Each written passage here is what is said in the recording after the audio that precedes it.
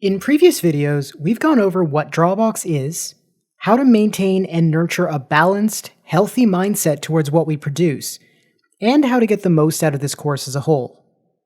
While there are plenty of other smaller Lesson 0 topics that I want to make videos on in the future, the last major topic we have to talk about are our tools.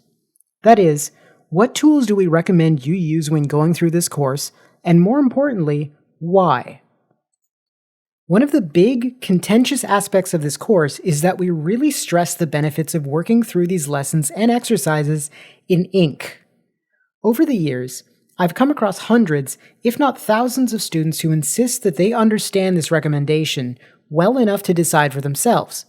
But most of them end up oversimplifying it to, "We don't want you to erase." And so, you'll hear lots of people saying, "Oh, I'm working digitally, but I'm not using the eraser tool, so it's fine." Allow me to assure you that it goes a bit farther than that. Let's look at the digital side of things first, as there are different comparisons to be made with different mediums. Don't get me wrong, I'm not saying that all digital media is somehow lesser. Being a digital artist myself, which I've mentioned several times in past videos, I'm all too well aware of the chip we have on our shoulders after decades of being told that digital art isn't real art and other such nonsense. That's not the discussion we're having here, so let's set those concerns aside for the moment. Instead, allow me to suggest a crazy notion.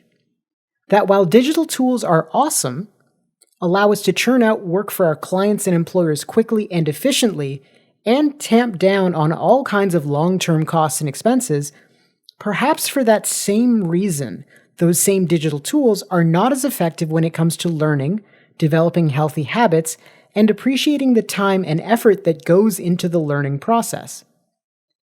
Digital tools exist to make us quicker and more efficient, whether that's for writing essays for school, doing your taxes, or drawing a book cover for an up-and-coming author.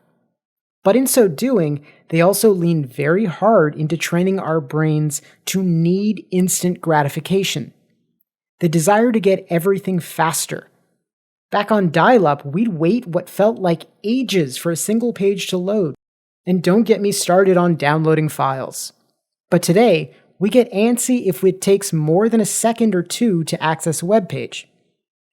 This manner of thinking is not a good match for learning, because it merely compounds our natural desire to learn faster, to reach our goals more quickly. It goes hand in hand with the min-maxing I spoke about in the last video. Humans don't want to wait, at least if we don't have to. Given a choice between taking our time and a promise of quick and easy results, we'll go down the latter path even if we know that it's probably too good to be true. No matter how you change your digital setup, tearing out the Ctrl-Z keys or chewing the eraser off your stylus, it won't change the core purpose of the computer itself. Everything it does is towards a single goal: to be faster. Learning to draw, and likely learning in general, is not about being faster.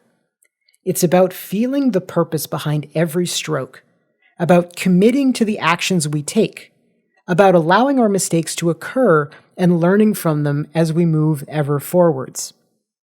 Back in the first video, What is Drawabox?, I mentioned that one of the overarching goals of the course is to develop your instincts, so that when you draw your own stuff, you won't need to consciously think about every last little aspect of the marks that you draw. You'll focus on what it is that you want to draw in a big picture sense, and your subconscious and instincts will handle the specific marks and spatial relationships. But that's the goal, to develop your instincts. This is not something that we achieve by using those instincts, as that simply results in a scribbly mess. Instead, to achieve that goal, for every mark we make here, we push ourselves to be aware, to plan and prepare, and again, to take our time.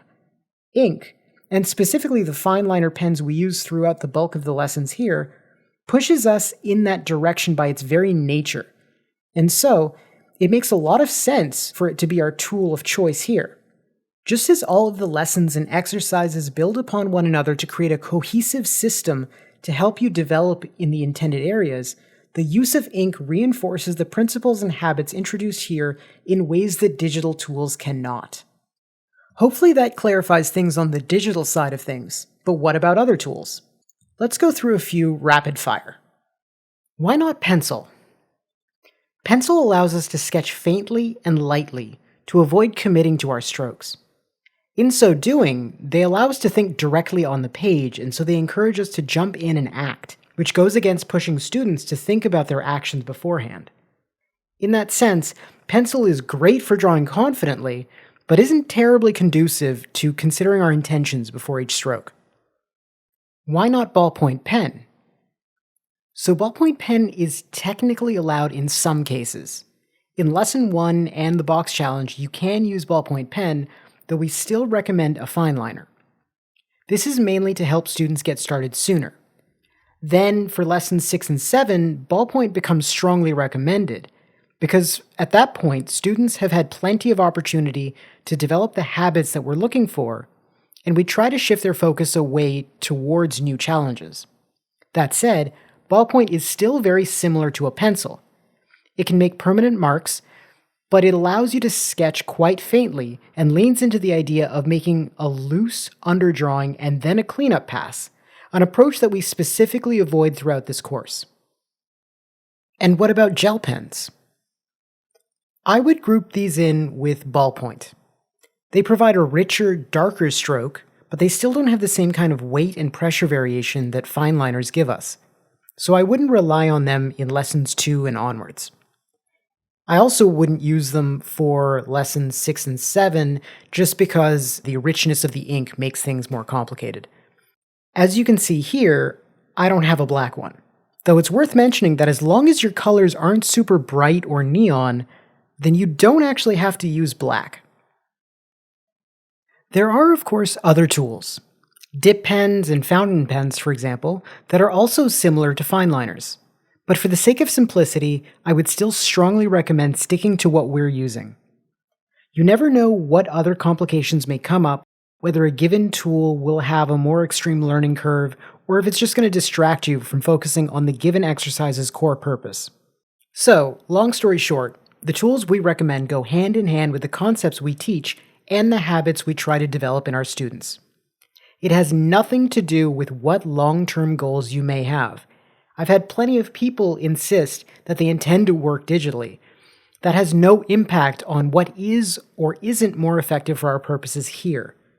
Even if you wanted to learn how to draw in ink, I'd still recommend that you take separate courses to teach you the ins and outs of ink separately from Drawabox. To that point, here are some courses over from our sponsor, New Masters Academy, that either delve into getting you more familiarized with a variety of tools, like Introduction to Materials with Sheldon Borenstein, or dive deep into a specific medium, like Introduction to Inking with Miles Yoshida and Introduction to Photoshop with Chris Legaspi. You'll find the links to these in the description below, and don't forget that you can use the coupon code DRAWBOX22 to save 35% on your first billing cycle. That works on both monthly plans, in which case it's 35% of the first month, and on the annual plans, in which case it's 35% of the first year. So they are definitely sharing some pretty big savings with our community. Alrighty, so this wouldn't be a very good video if I didn't actually show you the tools that we're using in this course. First, we'll start with the tools you'll need now, or at least soon, and then we'll look at the tools that come up much later in the course that you do not need to rush out to get immediately. So looking at these fineliners first, Scylla actually reviewed a ton of different kinds a while back when she was going through the box challenge. You'll find those videos on her channel, which I've linked below. So fortunately, we have a wide variety of examples of fineliners. There are a ton of brands at different price points, with Sharpie pens, Sharpie Ultrafines, and Sakura Microns being along the cheaper side of things. And in my experience, having less resilient nibs that don't last quite as long. And Staedtler pigment liners and Faber-Castell Pitt artist pens being on the more expensive side, but generally being more robust. My pen of choice is the Staedtler pigment liner, but that's really just my taste. I should mention that regardless of what brand you get, you do have to be careful with using them. Beginners tend to apply a lot of pressure when they draw, which can flatten down the tip and impede ink flow. You can improve ink flow somewhat by holding the pen at a higher angle, but this can be quite uncomfortable. Regardless of what brand you choose, pay attention to the tip of the pen. That's what will help you identify them as a fine liner or not. In addition to this, we specifically limit our students to only using the 0.5mm size for their drawings. A lot of brands try to sell different sizes in a batch. This is fine if you intend to use the other sizes for other projects, but otherwise it helps to be able to get a pack of 0.5mm pens rather than a range of sizes. For the sake of transparency, Sakura Microns look like this with the tan shell and all, but this one isn't actually a fine liner. It's their plastic nib type, which is actually fine to use in Drawabox as well. They do sell regular fine liners as well, just to be sure to get their 0.5mm size, which is actually listed as 0.8 in their sizing for some reason. Their 0.5 pen is actually 0.45mm, which isn't such a huge difference though, so don't worry about it if you get them mixed up. In fact, in general, anything between the 0.4mm and 0.6mm range is okay to use for Drawabox, with 0.5 being ideal. I've been recommending fine liners for this course since I started sharing these lessons, but it's undeniable that depending on where you live, fine liners can be expensive. I remember going to a Michaels, which is a craft supply store here in Canada, and I remember them selling pigment liners for like $4 or $5 Canadian each. Now these are generally pretty well made, so you should be able to get a fair bit of use out of them, but still, that's expensive for a single pen, and that's a problem. A problem we've more recently tried to solve by sourcing, importing, and selling fine liners ourselves. These are the pens that we've been selling. I chose them based on their similarity in quality to the pigment liners, which again are my preferred pen, and we sell them in packs of 10 for $17.50 US, although that price may be subject to change in the future with supply chains and all that nonsense. Each pen is tested before it's packed, and we do the testing on the back of a sticker, which we include in the pack. I do want to be clear about one thing though. We are a small company, so we're only able to offer free shipping within the continental United States. Outside of the US, the shipping costs can make it less attractive, so be sure to check out your other options. I'm honestly pretty impressed with the pens themselves. The outer shell is cheap plastic and even has some typos on it, but the ink is rich and dark, and the flow is good. When Scylla used them on her own homework, she was able to get through all of Lesson 1 and halfway through the box challenge before it started showing any signs of wear. Of course, once a pen's ink flow starts to get inconsistent, I would recommend setting it aside. Partially dried pens can still be great for loose sketching, but that would not be appropriate for this course. One last side note. A few of the exercises, especially those in the box and cylinder challenges, have us use pens of different colors to analyze our work in a specific manner. These do not have to be fine liners. Really, anything that is visually different from your main fine liner is good to use, though having a few other colors can definitely be useful. If you do want to use fine liners for this, Sharpie does sell a set of cheap colored fine liners. But really, blue or red ballpoint, gel pens, even colored pencils can be used for these analyses. Just make sure that they're sharp so your marks aren't too thick. My mistake. This is the last side note. I'm actually cutting this in afterwards because I forgot to talk about brush pens. While these are by no means required, they can help when we have shapes that we intend to fill in. You can also use a thicker fine liner for this. Brush pens are similar to fine liners, but once you pop off the cap, you'll see the main difference. The nib is long and flexible, like a brush. The brand doesn't matter, so don't go for anything too pricey unless you plan on using them for something else as well. This Pentel Pocket brush pen, for instance, is definitely fancier, and you saw me using one in the 50% rule video.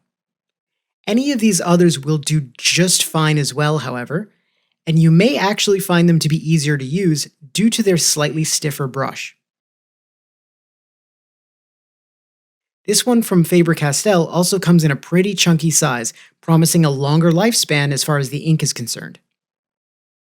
Keep in mind that all of your line work, including the actual design of the shape that you want to fill in, should still be drawn with your main driver, the 0.5mm fineliner.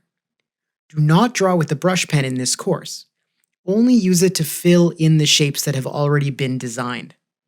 This will allow you to be more intentional and purposeful, whereas trying to paint the shapes on with a brush pen from the get-go tends to get messy. We've got our fineliners, but what about paper? I get a ton of students who try to find the ideal sketchbook so they can keep all of their work together in a nice, organized fashion. Not all sketchbooks are equal, however, and not all paper is the same. I think the best choice for this course is good old printer paper, which you can get pretty cheaply, like a ream of 500 for $10. It's made for ink, since that's what printers use. It's cheap, and most importantly, it's not already attached to the rest of your work, so you don't have to stress out about each page being perfect, so you can have a nice little perfect book when you're done. Of course, if you want to have a nice little book at the end of all your Drawabox work, print shops are able to take a pile of papers and turn them into a lovely little book of your progress. Just keep in mind that having something nice to show off should never take priority over the lessons and exercises themselves and doing them to the best of your current ability. There are, of course, other kinds of paper, and the stuff you'll find in the majority of the sketchbooks you'll find in local stores will probably be geared more towards mixed media, or dry media. Paper designed to be used for graphite and charcoal is generally going to be rougher with more tooth to it, so it can hold onto the marks better. This also means that it'll happily suck down way more ink from your pens, causing you to get less use out of each one. It's really just easier to grab printer paper and save your sketchbooks for your 50% rule work. The last thing you'll want to have on hand is a ruler, or some other kind of straight edge. I like this one because it's transparent and has grid lines, allowing me to align in parallel or perpendicularly to other elements in my drawings. Of course, any reliable straight edge will do. So the edge of a book, or even a piece of paper folded over several times to give you a firm edge. Just make sure that whatever you use can produce reliably straight lines for the few cases in which we'll use them. So that covers the tools we'll be using throughout most of the course, but the floodgates do open up a little bit more when we hit Lesson 6. At this point, we start getting into much more technical drawing, where freehanding all of our line work becomes more of a distraction than it's worth, and where we can learn more about the focus of those last few lessons and challenges by leveraging some additional tools. For these, the trusty ruler or straight edge becomes much more widely used, but we also make use of some additional tools like ellipse guides and French curves. Though keep in mind that these are, again, not tools you're going to need until you're way farther into the course, so you should not be going out to get them now. In future videos for those lessons, I will explain how each tool can be used. The main reason I'm mentioning them here is that the ellipse guide is a bit of a tricky fish. A full set of ellipse guides that gives you a full range of small to large sizes and all the widths you could possibly need will cost you an arm and a leg, or at least upwards of $100 American. Note how each individual set has ellipses of different widths, or degrees, which is a term that you'll learn all about in Lesson 1. This is actually only a few sheets from the full set, which just didn't read too well on camera when I dumped them all down here. I am not recommending you buy this. Instead, you can pick up what's called a master ellipse template, which is a single sheet that crams as many smaller ellipses of varying widths as it can manage. While this does mean that you're limited to a certain maximum size, this is sufficient for the two places where the ellipse guides plays the biggest role: the 25 wheel challenge and Lesson 7. Trust me, you don't need more than this. though you're going to have to accept that in the wheel challenge, that your wheels are going to have to be a little bit smaller than you'd probably like. Like with the pens, in the future we hope to be able to actually produce our own ellipse guides and sell them at a far more reasonable price. When we are able to do this, I'll mention it in the video description below, but at least at the time of uploading, that's going to be a ways off.